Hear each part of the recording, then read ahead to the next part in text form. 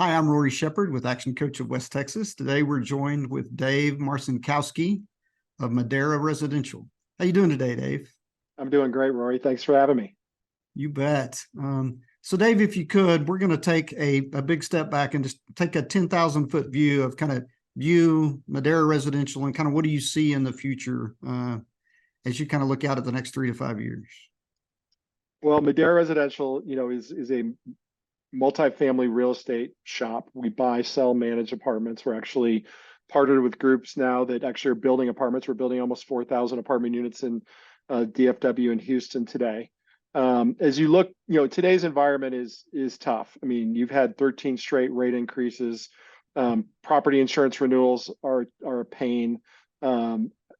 Taxes, appraisal districts are hitting us with crazy valuations, which I think we'll be able to navigate the waters of. But operationally speaking, thank God we're in Texas.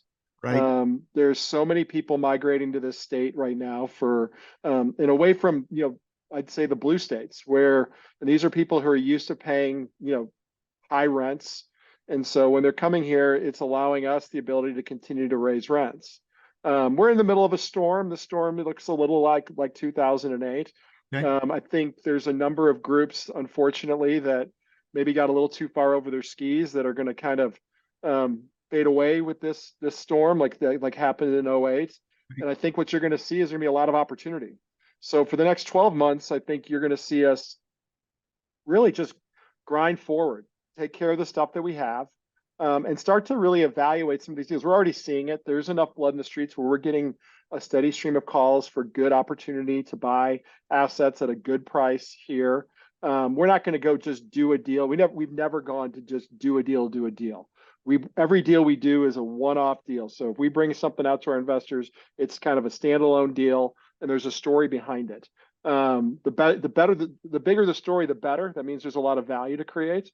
I think we're going to have a lot of opportunity to get those kind of deals, and you're going to see us, strategically, probably just steady state for the next 6 to 12 months. But then once the storm clears, money starts to flow back into the marketplace, we'll start buying a lot more apartments.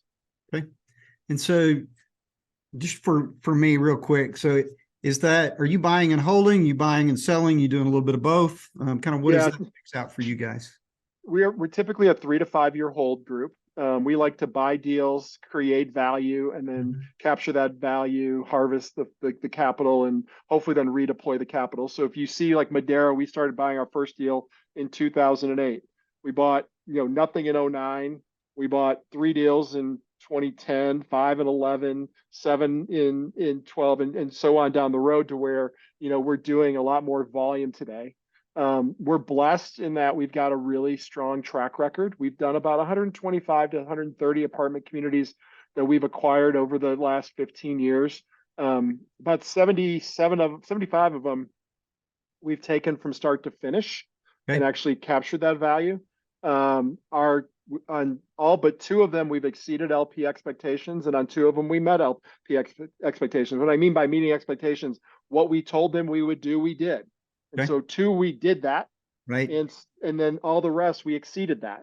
Our average multiple on dollars has been about a $2.84 getting back for every dollar you invest. If you look at our history, and we've got I think it's a little north of a 34 IRR in that scenario. Yep. Now we have pivoted a little bit. We are doing new development now. We've got 2 great partners, 2 of the best developers in Texas. A group called JPI, been doing it for 30 years. Another group called Streetlights. Both are located in the Dallas area. We're building 10 apartment communities with JPI in the DFW market today. We're building 1 deal in Houston and 1 deal in Dallas. These are nice core assets in main locations. Okay. We started down this path in early 2022. So we're just, we haven't delivered on anything yet. We're actually going to start pre-leasing a couple of the deals we did with JPI in the next 90 days. But the model goes, we're the equity on the deal. We have say in the development side of things. And that's been fun because, as merchant builders, they don't see the law. Like, we're operators. It's the one thing about Madera that's kind of special is we're operators first. We know how to manage apartments. And so we've been able to bring a different level of understanding of multifamily, I think, to our builder partners and how to build and make just subtle tweaks that can bring a lot of value to those deals. And so what happens, I think what happens with the new development is you'll see us, sell them very early on, but there Okay. could be deals in that space that are in just great locations with just, a view of steady rent growth where we hold on to them longer, and maybe even longer than 5 years. Actually, the two streetlight deals are being built as long-term holds. Those are going to be 10-year hold deals, more cash on cash type solutions. So if you're looking for a steady coupon in the mail every quarter, that's that kind of deal. But typically, I think we're going to still see, even with the JPI deals, more of a hold 3 to 5 years, and the 3 to 5 years in a development may be the development time, Right. and then look to sell relatively quickly. Okay. So as you kind of walk through that, I mean, you described steady but almost explosive growth over the last 15 years. So what do you attribute the success of Madeira and kind of that growth since 2008? I think first and foremost, it's doing what you say you're going to do. And to do that, you have to be honest and real. So we are very conservative in our underwriting. We don't go and try to make a deal out of a deal. We're not driven by, fees. Like a lot of groups maybe, it's like, hey, we got to get our fees, so we need to do more deals. Right. We're looking for great opportunities. And then, we're also slow and steady. Like if you look at our fee structure on how we do things, it's really simple, and it's very conservative. We don't squeeze, blood out of a turnip. We take what we think is fair. We want our LPs to do well. And when they do well, they then redeploy those dollars back into us and allow us to continue to do what we do and grow what we do. And so, it's not this get rich quick scheme type mentality. It's more from a standpoint of just doing the right thing, doing what you say you're going to do consistently, earning the trust of your investors, earning the trust of the brokers. That's another area. Like, the guys and ladies that are selling these deals, when we say we're going to buy a deal, we're going to pay a set price, we don't tie it up and then try to retrade them out. That's just not our MO. Right. If we say we're going to do it, that's what we're going to do. And we've consistently done that to where they view us as problem solvers. They view us as somebody like a definitive get it done kind of group. Okay. And then the other thing I think it's important to acknowledge are the relationships. We wouldn't be here if it wasn't for the relationships. And that's everywhere. That's with the employees that we have. That's with our investors. That's with our industry. Right. The beauty of multifamily is our competitors are our friends. And, when COVID hit, a great example is COVID. COVID hits, nobody knows what to do. There's no playbook for COVID. Right. Yeah. I was on a call with some of the biggest operators in the business on a weekly basis, talking through solutions. And it's like 1 + 1 = at least 3, probably a whole lot more. Right. And to be able to come together with your quote unquote competitors and be able to do that, it's a big enough ocean. There's plenty of opportunity. We can all win. Yeah. So tell me a little bit about, because I mean, the words that you said tie right back to kind of your core values as an organization. Would you mind just kind of sharing what those core values are and kind of how those I love talking about our core values. So we have 3 core values across all of our companies. The first one is Christ. And what we mean by Christ is that the ownership of Madeira, my partners and I, we're Christians, and we're going to run the organization from a biblical mindset. And that can be, we could probably spend all day just talking about what that means. Right. I mean, a great example is the golden rule. We're going to treat people like we want to be, like we should treat ourselves. We want to be treated. But it goes way beyond that. And as we're making, you lean into your values when you're making decisions, particularly difficult decisions. And sometimes that maybe goes against profitability. And that's okay. COVID is a great example of that. We sat around and said, okay, how should we treat our residents? This is a really scary time. And, for us, the driver was, it's important for us to try to get our residents to pay their rent on time.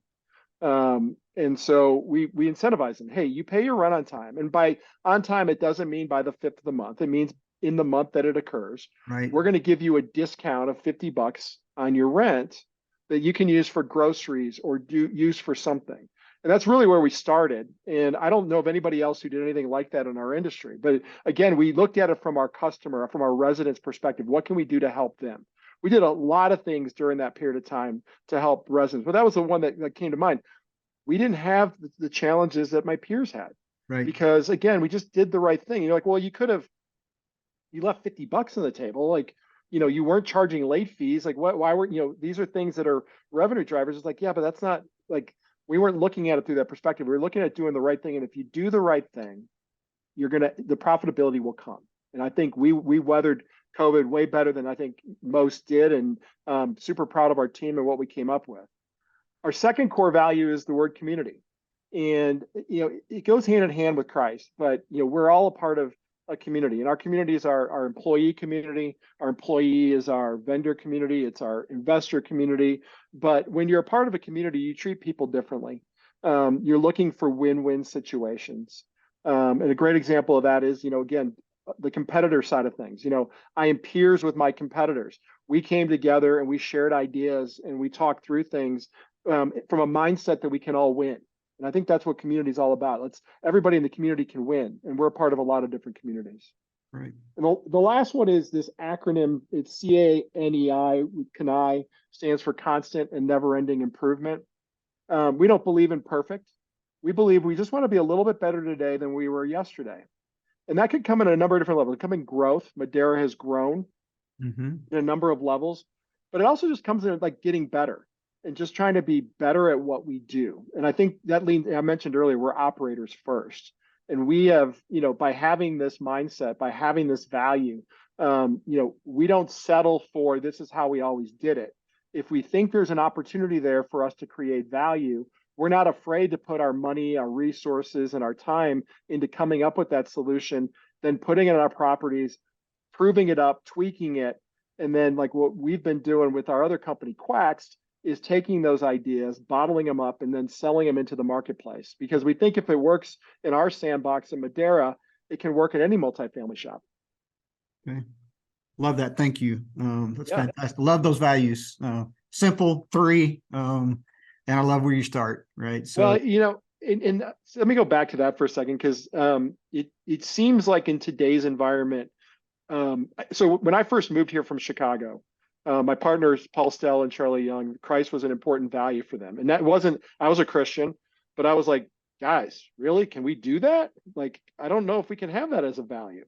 And I kind of fought them for about the first 6 months on it. We kept it as a value. right. And then the more I thought about it, the more I was like, oh, no, that's who I am. And that's what our values should be. And so I totally bought into it. And I can't tell you how important of a value that is for me, but that was 2004. So it's almost been 20 years. I've never had anybody call me up and say they were offended because Christ was our core value. In fact, I get more calls, the opposite, of people saying, tell me more.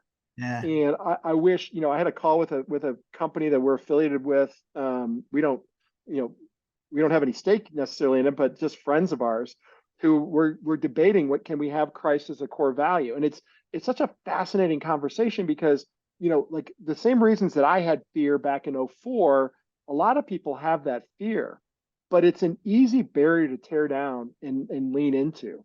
And the more I can talk about it, I think that's one of the reasons that, one of the purposes that God has set for me is lean into your faith. And I hope more and more people do that. Thank you for sharing that. Thank you. Love that. So with the growth that you've had as an organization, you've also had to grow in your employee base and the folks that you've got working for you. So what qualities do you look for in your employees? And then how do you foster that kind of positive and productive work environment for the folks that work at Madeira? The values is the first thing. You really want to find people. They don't have to believe what your values are, but they can't be, they need to understand what our purpose is as an organization. They need to understand what our values are as an organization, and they need to feel like they can thrive in that culture. And so one thing I tell people, I probably spend a third of my time recruiting. And if I get an opportunity to talk to anybody, Right. there may be somebody listening to this right now who says, hey, I kind of love that, please reach out to me via LinkedIn or reach out to me through email or something, because I feel as leaders, it's our job to be able to find talented people, to fill needed roles, and then to also foster them and help them integrate inside of our culture. And so I do think values is an important piece. A lot of people in the multifamily industry, my peers, recruit people that are from the multifamily industry. We don't necessarily share that view of the world. Especially like here in Lubbock, Texas, this is home for us. This is where our corporate office is. Right. Some people would say, oh, how could you find most of your leadership here in Lubbock? And the reality is we have some tremendously talented people in West Texas. And talk about values. You're up in Amarillo. I mean, the values of West Texas is really what our company is built on. And I can tell you it's a huge competitive advantage. And so, while there aren't a lot of multifamily folks here, there are a lot of great people, very talented people who share our values. And so it isn't that hard to recruit to our organization.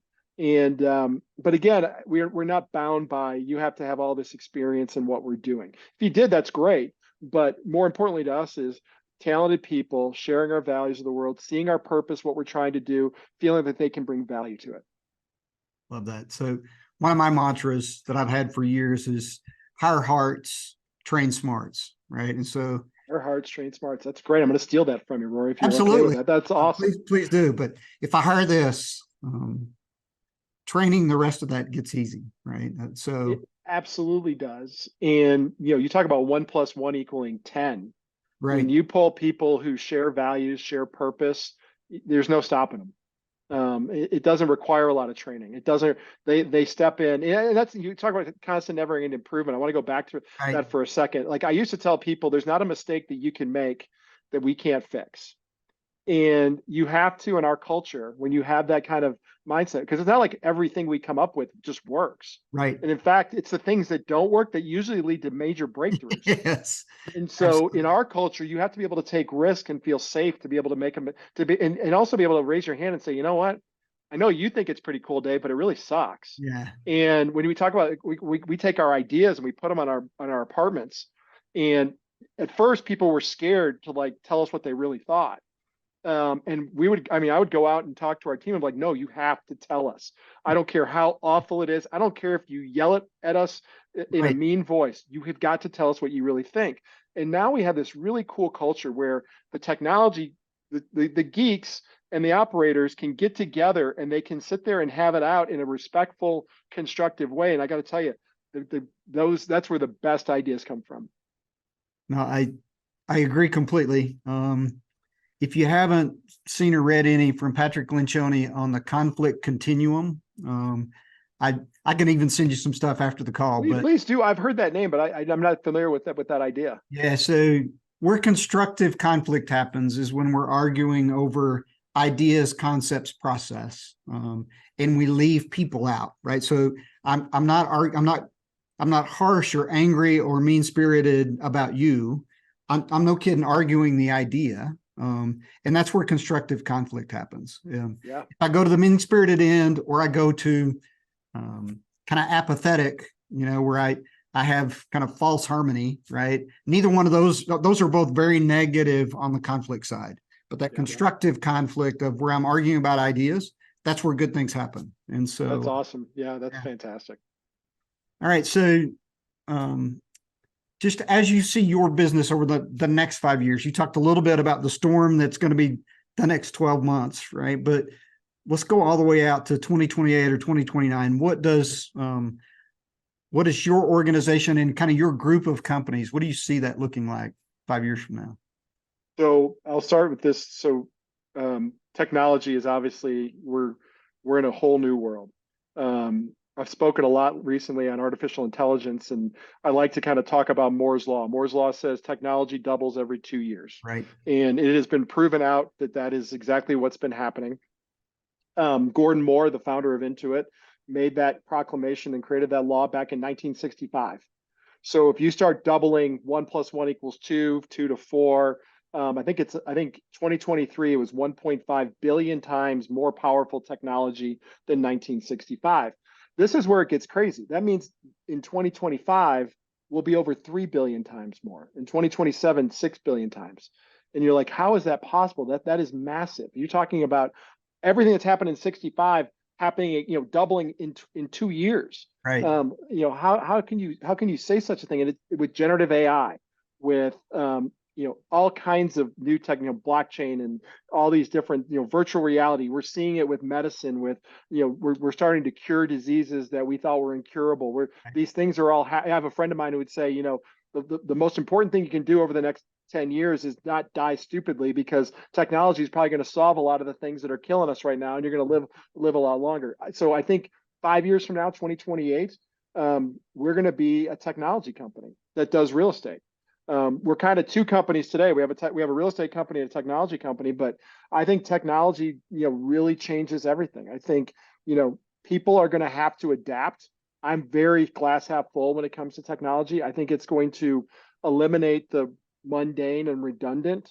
And I think people are going to be freed up to focus on the exceptional. And I think as long as we lean into it and we see those opportunities, we're all going to grow. We're all going to be better as a society. The technology is going to be there to really help be a conduit to get us there. And so I think we'll be a technology first company in 5 years. Yeah, that's fantastic. And I think we will all evolve. It's just how fast we evolve as to how successful we're going to be over the next 5 years. So, and Rory, here's the deal. It's here now, and it's only going to grow exponentially. The people who on the sidelines who are like, I'm out, are going to struggle. right. And it's not like you have to go and become an expert. You just have to lean into it and be knowledgeable, and to start to see some of the opportunities that exist for you as it relates to some of these things. Like we talked about earlier, your listeners can't see this, but I have an artificial intelligence in the background right now that is recording this. Right. And I don't have to take notes anymore. I don't like taking notes because I like lose track of the conversation. I want to stay engaged. And at the end of this meeting, I'm going to get an email, and it's going to have a transcribed meeting. It's going to have the meeting video, but then it's also going to look at what was transcribed and say, oh, by the way, Dave, you committed to doing this, this, this, and this. And I build my task list from my artificial intelligence. I don't have to go back and do all that manually anymore. And that's a huge time saver. And it's going to make me more efficient. It's going to make me a better leader. Love that. All right. So we're going to move into simple insights.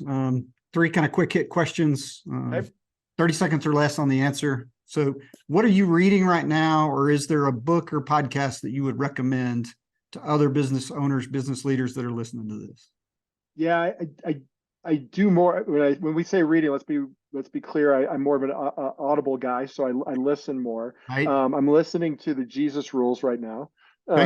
And I think as a business professional who has a Christian background or is interested in that, I think like being able to see from a biblical standpoint business practices that that Jesus practiced and how you can bring those into your life, I think is a great book to read. Fantastic. So over your career, right? What would be that one biggest learning you've had since you started business? Fall in love with the process. I think too many of us are goal oriented and we're focused too much on the prize, and it's the score will come. Focus on the game. Focus on how we play the game. Like I said, do the right thing, but you have to. If you're getting up every day of the work, thinking about the future and trying to hit some milestone. One thing I'll tell you is when you hit that milestone, there's going to be another one and another one and another one. Like there isn't any like the game over type milestone unless you really want to get into retirement. Then I'd argue you're going to have other milestones that are going to kind of fit in there. Fall in love with the process, enjoy the day that you're in, enjoy the time that you're in, enjoy the relationships that you're in. And I think you're going to go and really make a bigger impact. One, you'll be healthier, you'll have more balance in your life, but 2, I think you'll make a much bigger impact on the world if you do that. Love that. Last one. So over the last 12 months, has there been something that you were convinced was true 12 months ago, but over the last 12 months, you've changed your mind on? Well, I'm kind of leaning a lot into artificial intelligence, but 12 months ago, we knew generative AI is an idea. Right. I think it was November when OpenAI came out with ChatGPT. My definition for artificial intelligence and the impact it's going to have on the world has changed dramatically in the last 12 months. If you lean into it, like I suggested earlier, and you really open your mind up to possibilities, For me, it excites me. For me, it's a tremendous opportunity. People are scared, and there's reasons. I don't want to sit there and shortchange it. At the Right. flip side, this is the best time in the world to be alive, the best time in human history to be alive. The world is going to change dramatically as we move into the next few years, I think. And this is a great time to be thinking about how can you reinvent yourself? What opportunities exist that you can take and turn into a business opportunity. The idea that we're curing diseases that have tormented and caused so much pain. I mean, it should speak to itself to be able to go, wow, what's possible. And I hope your listeners, I hope everybody out there is looking at it through that lens, not the end of the world Armageddon lens. All right. So thank you for today. This has been a phenomenal conversation, so I really do appreciate it. So My pleasure. how can we connect best with you? What ways can we connect? What would you recommend? Sure. Well, my email address is dave@maderaresidential.com. It's a long email address with the maderaresidential.com, but that's one way to get a hold of me. I am not a big social media person. I'm on Facebook because my wife will point out things and I want to go and research, but I don't have any other social media accounts except for LinkedIn. So Yeah. LinkedIn is the best way to get a hold of me. I post a fair amount on there. I'm on the Forbes Real Estate Council, so I publish for Forbes sometimes, and I'll post some articles through that. And so, if you follow me there, there'll be some content maybe worth reading. But those are probably the two best ways: is either through email or through LinkedIn. All right. Fantastic. Thank you. So Dave Marcinkowski of Madera Residential. Thank you, sir. Thanks, Roy.